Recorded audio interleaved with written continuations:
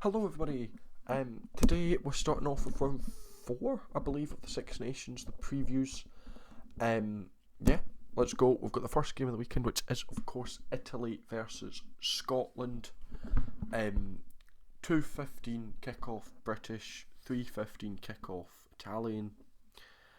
In Rome. So let's get into it. If you don't know how this works, I'll run through the lineups and go from there. So I'll run through, as I said, I'll run through the lineups. We'll start off as usual with the home team, which is of course Italy. So for the Italians, we have 1 Danilo Fischetti, 2 Giacomo Nicoretta, 3 Simeone Ferrari, 4 Nicolo Canone, 5 Federico Ruza, 6 Sebastian Negri, 7 Michael Lamaro, 8 Ross Vincent, 9 Martin Page Rilo, 10 Paolo Garbisi, 11 Monte Ioani, 12 Tommaso Menincello, 13 Juan Incaglo Brex, 14 making his debut Lewis Lynach, and 15 Ange Capuzzo.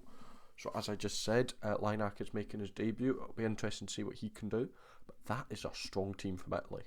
That is very strong. It's quite obvious Italy are gonna go for it, and why not? Moving on to the bench, we have 16 Lucchesi, 17 Spagliolo, 18 Zilocci, 19 Zambonin, 20 Canoni, 21 Varney, 22 Marin, 23 Mori. So again, really good Italian team. This team can do damage, and I think Scotland need to be careful.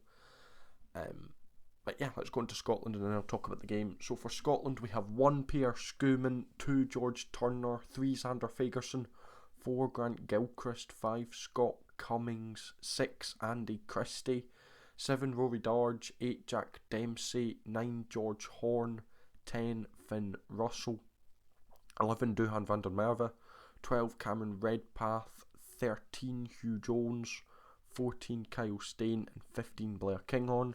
So a few changes for Scotland. Ben White drops out the team entirely. So George Horn starts at 9. Obviously Topolotu's injured, so left the squad. Cameron Redpath comes up to start, and Andy Christie gets the nod at 6. So a bit quite interesting there. As we go to the Scottish bench, which is 16 Ashburn, 17 Hepburn, 18 Miller Mills, 19 Skinner, 20 Ritchie, 21 Fagerson, 22 Price, 23 Rowe. So Scotland going for 6-2, which is quite rare for them. But yeah, as I said, no Ben White at all. Probably because he plays for Arsenal. I'm joking. Or Ben White's not a wussy. Anyway, yeah. Interesting from Scotland. Now, obviously, when we look at this game, first off, I put the poll out to you guys, and it was pretty one-sided. 92% of you went with a Scotland win, and I'd probably, maybe not quite that high, but I'd agree Scotland are definitely heavy favourites.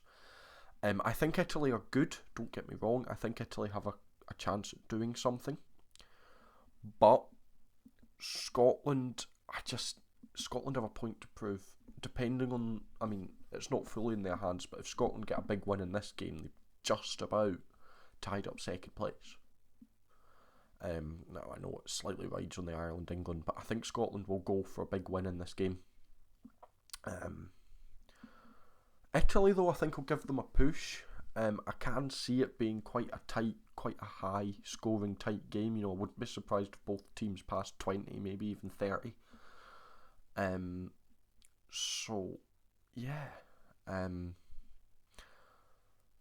One thing that will be interesting is Lewis Lynach on his debut. He is up against Duhan van der Merwe, the top try scorer in this year's tournament, who is actually 1 away from levelling Stuart Hogg's record as Scotland's top try scorer ever, and only 3 away from tying with the Six Nations most in one round. So I think Van der Merwe will be looking for a big game and some more tries to maybe help beat those records, which is mad if you think Hoggy took 10 years to get that record, and Van der Merwe's just about broken it in 3.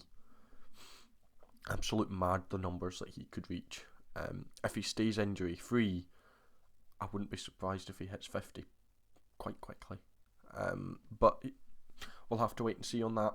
I mean, he's not the youngest, he's 27, 28, so still got a good few years left in him though. But yeah, other things to watch, the centre matchup could be quite close. Menoncello and Brex have been really good for Italy. Obviously Scotland's iconic Huey Pilotu has been split up. Redpath did a good job against England when he came on, so maybe they'll be okay, but I think that'll be, Italy will definitely be looking at that they've got the more settled centre partnership. Mind you though, Redpath coming on with his Bath links to Russell, that might be a one to watch as well with Scotland. In the pack, Ferrari's come in, the prop called Ferrari. Shame he's not quite as fast as one.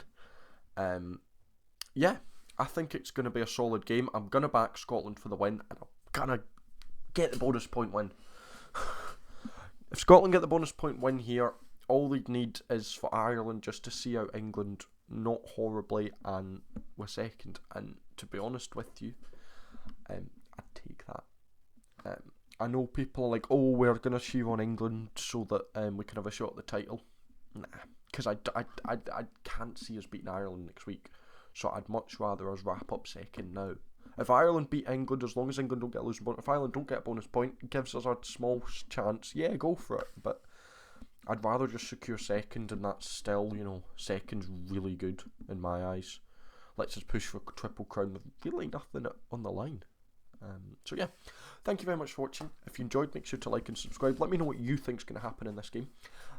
I know I've been a bit iffy with the live streams, but I am going to be live streaming. Not this game. I'm going to be doing the England-Ireland, and then on Sunday I'll be doing the France-Wales.